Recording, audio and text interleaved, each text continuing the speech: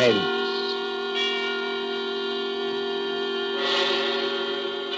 Tonight, Columbia brings you as guest star Hollywood's genial character actor, Stuart Irwin.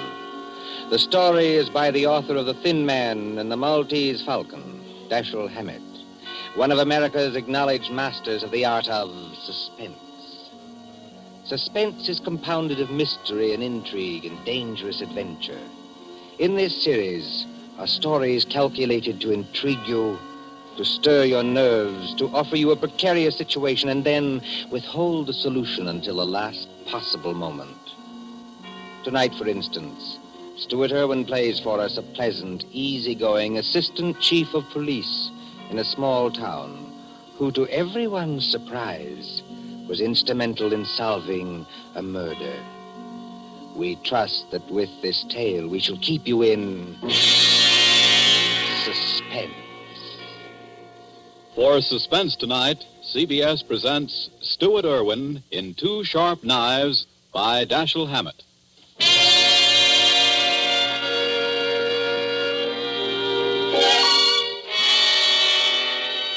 Shortly after 2 a.m., a poker game had just broken up at Ben Camley's, the doctor coroner of Deerwood City. Scott Anderson, Deerwood's chief of police, and Wally Shane, his assistant, were standing outside. Where are we heading for, Scott? Let's walk across the street, Wally. Railroad station. Gee, aren't you afraid of the excitement, Chief? Don't you think that watching the 211 come in is apt to be too much for your blood pressure? Well, if it is, Wally, you can always carry on. You've been a pretty good imitation of an assistant to me for some time now. Yeah? Yeah. If anything happens to me, you'd be the chief. Don't worry. It won't be any harder for you to fool the public as chief. Hi, Elmer. Howdy, Scott. Hi, hello, Wally. Kind of late for you boys to be around, ain't it? No, I don't know. We sort of figured we'd put the town to bed tonight. How's the 211? On time? Right on the nose. She ought to be blowing for the bend in just about 3 seconds now. Yep. What'd I tell you? It's her now. Expecting anyone on her, Scott? No, Elmer, I'm not expecting anyone. Wally and I just thought we'd come over and watch you come in, that's all. You know, Elmer, you never can tell who might get off, though. Dick Turpin, Henry Morgan, Jesse James, Jack the Ripper, or 6 officers of Murder Incorporated, or even your Aunt Gussie. I guess you're right, Wally. Well, here she be. Pardon me, gents, but I gotta be rolling the wagon out to the baggage car.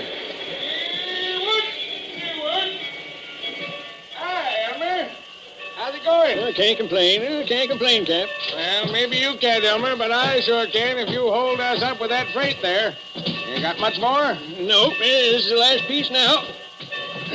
There you are, Cap. All done. Okay. See you tomorrow, Elmer.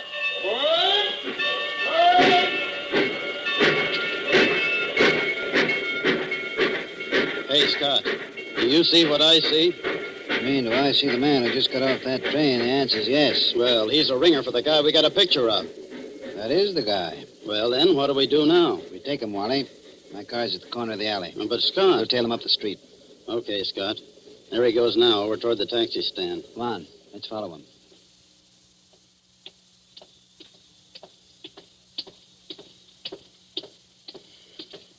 Hello, Furman. Huh? All right. I don't You're believe Mr. Furman, aren't you? Yes, I am. Philadelphia? Yes? I'm Scott Anderson, chief of police. What? Chief of... What's happened to her? Happened to who? Oh, no, you don't. No. Let me go. Hold You on. think you can pull that sort of stuff with Okay, me? You're Scott, very let me much get a mistaken. crack at that mug. No. Wait a minute. No. Wait a minute, Hold it, gentlemen. Wally. Well, Furman? Well, I'm sorry. For a moment there, I thought you weren't really a policeman. Thanks. Nice to know I look almost human. Yes, it was silly of me. I'm sorry. Well, let's get going now before anything else happens. Okay, Furman, get in the car. I'll drive, Scott. In you go.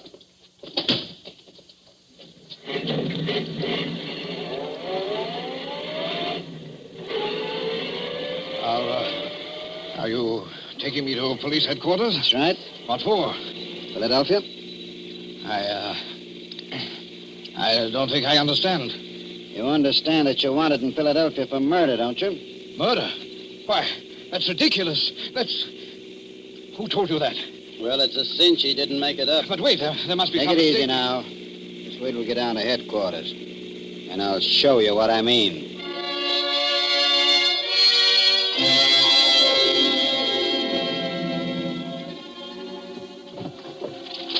Now then, here's the circular on Lester Furman. It was sent out by the Trans-America Detective Agency in Philadelphia. Take a look at it. Oh, yeah. $1,500 reward for the arrest and conviction of Lester Furman, alias Lloyd Fields, alias J.D. Carpenter, for the murder of Paul Frank Dunlap in Philadelphia on December 8th, 1942. Well? It's a lie. You're Furman, aren't you? Oh, yes, but... That's your picture on the circular, isn't it? Oh, yes, but Well, Scott, I see you and Wally got Furman, huh? Oh, hello, George. You lucky stiffs. Now you two split $1.50 reward. I never seen nothing like it. You know, if it ain't vacations in New York at the city's expense, it's reward dough.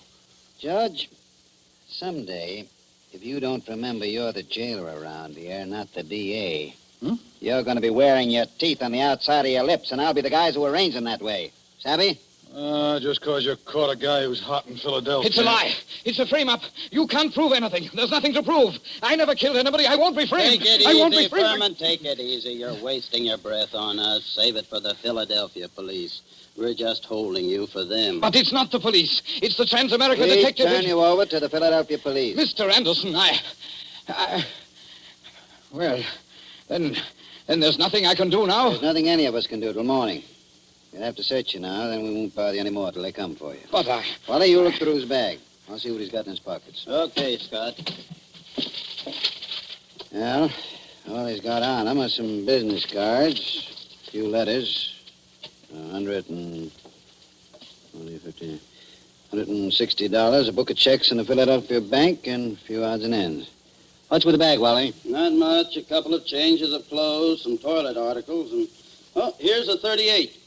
Loaded. Pretty little thing, isn't it? Okay, put those things in what I got in the vault. All right, George. You can take Furman now and lock him up. this is the most ridiculous Come thing along, darling, come on. We ain't had nobody in our little hooscow for 3 days running. Hey, yeah? You'll have it all to yourself. Just like a suite at the Ritz. But Go on, in you go. I tell you, you're making a mistake. I demand to be allowed to get in touch with my lawyer. Hey, how about you boys cutting me in on a little of that blood money, huh? Oh, sure, George, sure. I'll forget all about that 2.5 you've been owing me for 3 months. Make Furman as comfortable as you can, George. Take good care of him. He's valuable, huh?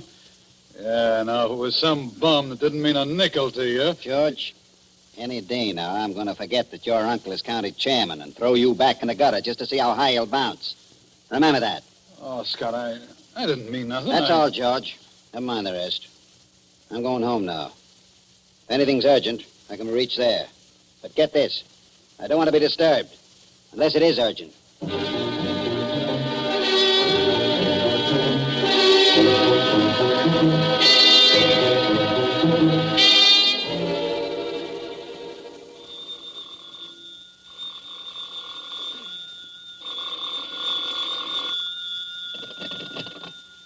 Hello. Scott, this is Wally. Yeah, Wally, what time is it? It's 5 after 6 in the morning, and you'd better come right down, Scott. That fella Furman's hung himself. What? Furman hung himself? Yep, by his belt, from a window bar. Deader than a mackerel. I'll be right in, Wally. Phone Doc Camsley and tell him I'll pick him up on my way down. No doctor's gonna do Furman any good, Scott. Well, it won't hurt to have him looked at. You'd better phone the chronic court at Douglasville, too, and file a routine report. Already did that. And what's more, hold on to your seat. The DA's on his way over, in person. The DA? Yeah. I'll be there before you hang up, Wally.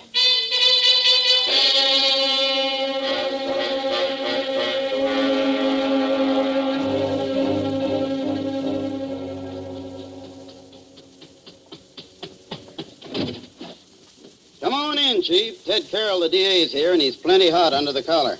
What's he burning about? Oh, he's just mad. Running up quite a phone bill on us, too. Been calling Philadelphia every couple of minutes since he got here. What kept you so long? I couldn't get the car started. Well, let's go in and see the old buzzard. Oh, Ted? Listen, Scott, what is all this? Well, what? There's some funny business going on here. What's funny about it? Man hangs himself. Just another case of suicide. Sure, it was suicide. But I just telephoned Transamerica. Dug a guy out of bed there. And he said they'd never sent out circulars on Furman. Didn't know about any murder he was wanted for. All they could tell me about him was he used to be a client of theirs. I don't know what to say, Ted. I don't either. Oh, a fine chief of police you are. What on earth kept you so long? Car store. Came as quick as I could. Makes you so crabby, Ted. Nothing. I guess it's just the district attorney and Ah, now, come, gentlemen. Nobody'd know you two are staunch admirers of each other. Okay, Wally. Tell me, what do you make of it? Well, there's plenty wrong, Scott. First, that Transamerica thing. They never sent out circulars about Furman. And now, get this. I talked to the Philly police just before you came in. There wasn't even any Paul Frank Dunlap murdered. There wasn't? No.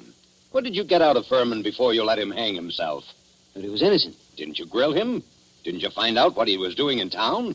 Wally, didn't you? What for? He admitted he was Furman. The description fitted him. The photograph was him. The Transamerica Detective Agency is supposed to be on the level, ain't it? Philadelphia wanted Furman. We didn't. But Scott... Why, sure, Ted. If I'd have known he was going to hang himself. Yeah, but then if your aunt wore pants, she'd be your uncle. You said Furman had been a client of Transamerica. They tell you what the job they did for him was? His wife left him a couple of years ago, and he had them hunting for her for 5 or 6 months. But they never found her. They're sending a man up here tonight to look things over. Yeah, huh? Yes. Mm-hmm. Well, I'm going out and grab a quick bite. But I might as well tell you, Scott, there's going to be trouble over this. I know that, Ted. There usually is when somebody dies in a jail cell.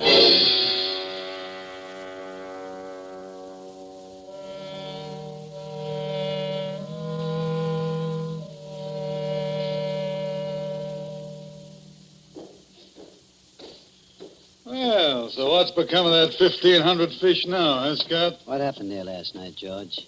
Nothing. Furman hung himself. Did you find him? Uh-huh. Wally took a look in here to see how things was before he went off duty, and he found him. You're asleep, I suppose. Well, I was catching a nap, I guess, but everybody does that sometimes, Scott. Even Wally sometimes when he comes in off his beat between rounds. Yeah, but I always wake up when the phone rings or anything. Oh, sure. Well, suppose I had been awake. You can't hear a guy hanging himself, can you? Did Doc Camsley say how long Furman had been dead? He done it about 5 o'clock, he said he guessed. Oh, you want to look at the remains, Scott? They're over at Fritz's undertaking parlor. Not now. Hey, and speaking of firemen, what are you going to tell the guys from Transamerica when they show up here tonight?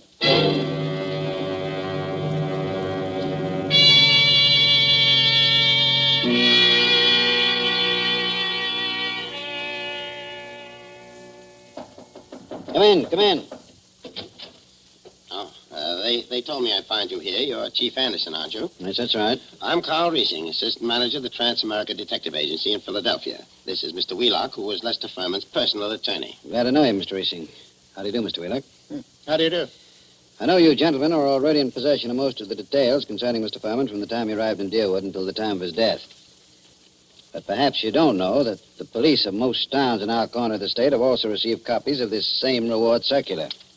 Take a look at it. Oh. I must say this circular is an excellent forgery. You're sure it's a forgery, Mr. Racing? Oh, yes, there's no doubt about it. But it's an excellent forgery. Tell me, Mr. Wheelock, was Mr. Furman a native Philadelphian? Oh, my, yes. He was a well-known, respectable, and prosperous citizen of Philadelphia. Married, I believe? In 1934, he married a 22-year-old girl named Ethel Bryan, daughter of a Philadelphia family. And the Furmans had a child? Isn't that right, Mr. Wheelock? Yes, born in 1936, but the child lived only a few months. Mr. Furman's wife disappeared after the child's death.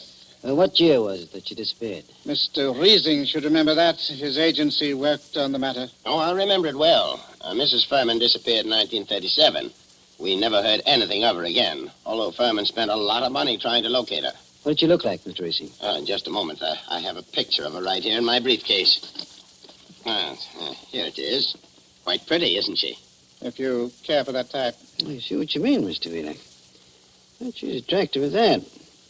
Judging by this photo, I'd say that she was a small-featured, pretty blonde, with a weak mouth and large, somewhat staring eyes. That's an accurate enough description, all right. If you don't mind, I'd like to have a copy made of that photograph, Mr. Reesing. Oh, you can keep that one if you like. It's one that we had made up at Transamerica. Her description's on the back. Thanks. Did Furman ever divorce her? No, sir. He was a lot in love with her, and he seemed to think that the child's dying made her a little screwy so that she didn't know what she was doing. That's right, isn't it, Mr. Wheelock? That is my belief, Mr. Reesing. You said Furman had money, Mr. Wheelock. About how much did he have? And who gets it?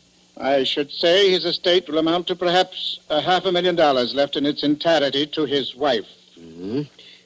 It's quite a handy sum for anyone to have, I'd say. Mr. Wheelock, everything shows that somebody framed Furman into the Darewood jail. And that frame-up drove him to suicide. But there has to be something else. A lot else. Well, then, what are you going to do? I'm going across the street to the undertaking parlor and have a look at Furman. I'll see you later.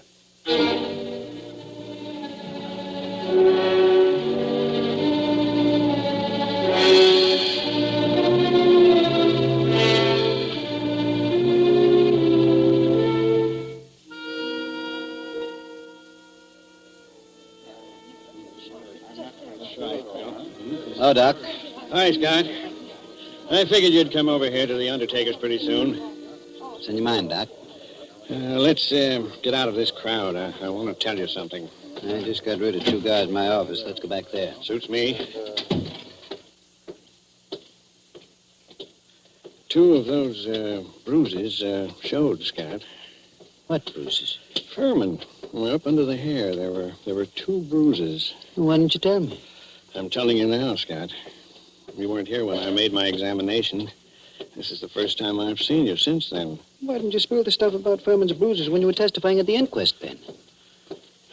I'm a friend of yours. Do I want to put you in a spot where people can say you drove this champ to suicide by third-degreeing him too rough? Ah, you're nuts. How bad was Furman's head? Well, Scott, that didn't kill him, if that's what you mean. There's nothing the matter with his skull. Just a couple of bruises nobody'd notice, and unless they parted the hair. I thought you ought to know, though. Well, thanks, Ben.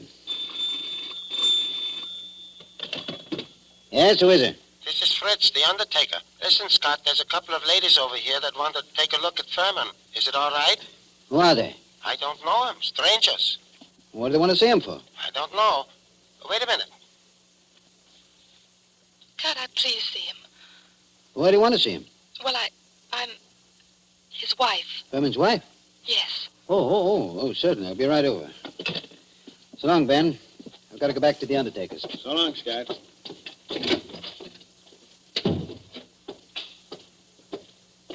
Hey, Scott. What do you want, Wally? I want to talk to you a minute. Over here where we won't be seen. Okay, what is it? A couple of dames came into Fritz's undertaking place just as I was leaving. One of them's Hotshot Randall, a babe with a record as long as your arm. She's one of that mob you had me working on in New York last summer. Does she know you? Sure, but not by my right name. She thinks I'm a Detroit rum runner. I mean, did she recognize you just now? I don't think she saw me. Anyway, she didn't give me a tumble. You don't know the other one? No, she's a blonde, kind of pretty. Okay, Wally. Stick around a while, but stay out of sight. Maybe I'll be bringing these dolls back with me. Whatever you say, Chief.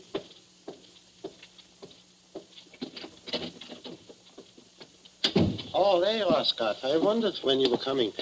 This is Mrs. Furman, and this is Mrs. Crowder. How do you do? Hiya, Chief. They just saw the body. Mrs. Crowder, I thought your name was Randall. What do you care, Chief? I'm not hurting your town any. Don't call me Chief.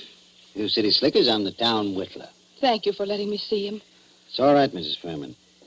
But I'll have to ask you and your friends some questions. So if you'll just come across the street to headquarters, we'll get on with the routine.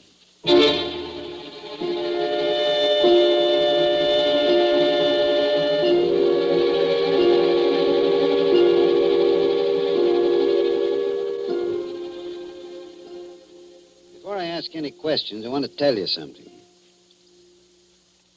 Mrs. Furman, your husband didn't commit suicide. He was murdered. Murdered? Ah, Chief, we got alibis. We were in New York, and we can prove it. And you're likely to get a chance to. What brought you down here, anyway? Murdered? Well, who's got a better right to come down here? She was still his wife, wasn't she? She's got a right to look out for her own interests, hasn't she? Mm-hmm. It reminds me of something. Excuse me a second. I've got to make a phone call in the next room.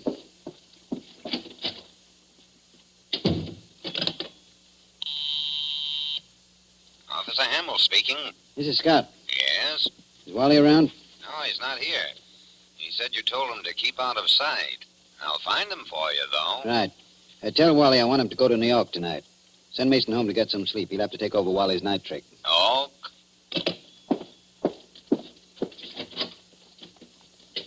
Mr. Anderson, do you think I had anything to do with with his death? I don't know, Mrs. Furman. I know he was killed. I also know he left you something like $500,000. Wow, dollars? Dollars. All right, Chief. Let's stop clowning. The kid here didn't have a thing to do with whatever you think happened. No? No. We read about Lester Furman committing suicide in yesterday morning's paper, and about there being something funny about it. And I persuaded her she ought to come down to deal with Anderson, I wouldn't have done anything to hurt Lester. I left him because I wanted to leave him.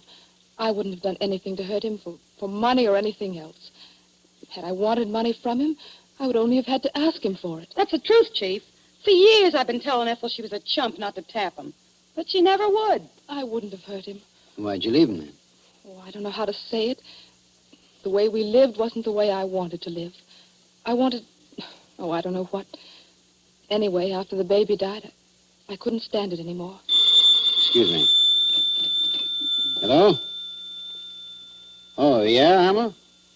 You gave Wally the message? Yes, I want him to go to New York tonight. Okay, where is he? Home?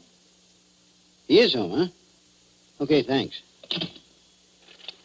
Mrs. Furman, this circular that got your husband in the jail. Did you ever see that picture before? No. Well, that can't be. It's a snapshot I have. It's an enlargement of it. Who else has one? Nobody that I know of. I don't think anyone else could have one. You still got yours? Yes. Don't remember whether I've seen it recently. It's with some old papers and things. But I must have it. Well, Mrs. Furman, it's stuff like that that's got to be checked up. Neither of us can dodge it. Now, there's two ways we can play it. Yes? Mrs. Furman, I can hold you here on suspicion until I've had time to investigate things. Or I can send one of my men with you to check up in New York. Yes? I'm willing to do that if you'll speed things up by helping him all you can. If you'll promise you won't try any tricks. I promise. I'm as anxious as All you right, are. all right. How'd you come down? We drove down. We got a great big car. That's my car, see? That big green job across the street. Yeah. Yeah. And my man can ride back with you, but no funny business. Oh, don't worry, Chief. Come on. We're going to see Wally Shane, the man who's going to drive to New York with you.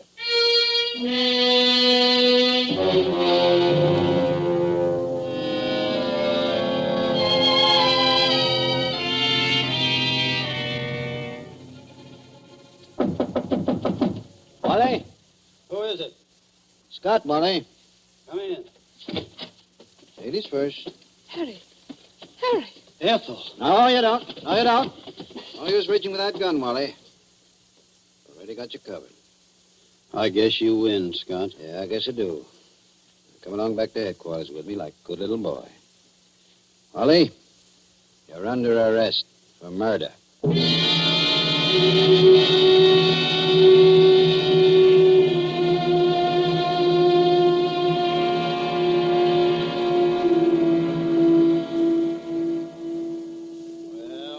How I knew it was all up, Scott, the minute I saw those two dames going into Fritz's. Then when I was ducking out of sight, I ran into you, and I was afraid you'd take me over there with you, so I had to tell you one of them knew me. Figured you'd want to keep me under cover for a little while anyhow, long enough for me to get out of town. Why didn't you get out, Wally? Well, I dropped in home to pick up a couple of things before I scram, and that phone call of Hamill's catches me, and I fall for it. You see, Scott, I figured you're not on to me yet and are going to send me back to New York to see what dope I can get out of the dames. Well, you fooled me, brother. I'd have thought you'd fall for that. Then you didn't just stumble into all this accidentally, did you? No, I didn't, Wally. I figured Furman had to be murdered by a copper. To know reward circulars well enough to make a good job of forging one. Incidentally, Who printed that Furman circular for you, Wally? I'm not dragging anyone in with me. It was only a poor mug that needed dough. Okay, Wally. You see, I knew only a copper would be sure enough of the routine to know how things would be handled. Only one of my coppers would be able to walk into Furman's cell, bang him across the head, and string him up on the... Those bruises showed, you know, Wally. They did? I guess I should have wrapped 2 towels around that blackjack. No, gee, Scott. I seem to have slipped up on a lot of things. So that narrows it down to my coppers and... Well, you told me you knew the Randall woman. There it was. Only I figured you were working with him. What got you like this, Wally? Same thing that gets most saps into jams, a yen for easy dough.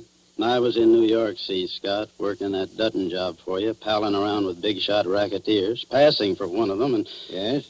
Well, I got to figuring that my work takes more brains than theirs, and they're taking in big money, and I'm working for coffee and cakes. That kind of stuff gets you, Scott. Anyway, it got me. Mm-hmm. Then I ran into this Ethel Furman, and she goes for me like a house afire. I liked her, too, see, so that's dandy. But one night she tells me about how much dough her husband's got and how he feels about her, and I get to thinking... Thinking what? I think she's nuts enough about me to marry me. So I get to thinking, suppose he died and left her his role. Mm-hmm. I see. So I run down to Philly a couple of afternoons and look Furman up, and everything looks fine. I took my time working out the details, meanwhile writing to her through a fellow in Detroit. Go on. Finish one. Well, I decided to do it. I sent those circulars out to a lot of places, not wanting to point too much to this one. And then when I was ready, I phoned Furman, telling him to come to Deerwood Hotel that night. And sometime before the next night, he'd hear from his wife, Ethel. I knew he'd fall for any trap that was baited with her. Only I guess I'm not as sharp as I thought I was, Scott. Maybe you are, Wally. Maybe you are. That doesn't always help. Old man Camsley, Ben's father, used to have a saying, to a sharp knife comes a tough steak. Well, sorry you did it, Wally. I always liked you. I know you did, Scott. I was counting on that.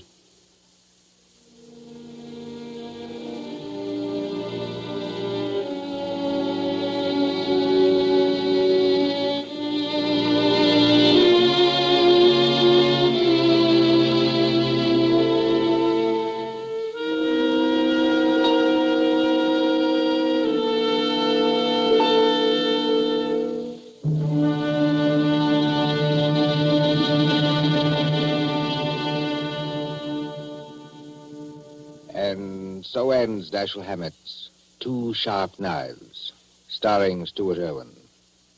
Tonight's story of Suspense. Columbia presents these tales of mystery and intrigue and dangerous adventure for your relaxation and enjoyment. Next week, Suspense will not be heard because of a special holiday broadcast. Columbia's review of the events of the year, 12 crowded months, which has been scheduled. On the following Tuesday, January 5th, there'll be another in this series. Same hour, 9:30 Eastern Wartime. William Spear, the producer, John Dietz, the director, and Bernard Herrmann, the composer-conductor, are collaborators on Suspense. This is the Columbia Broadcasting System.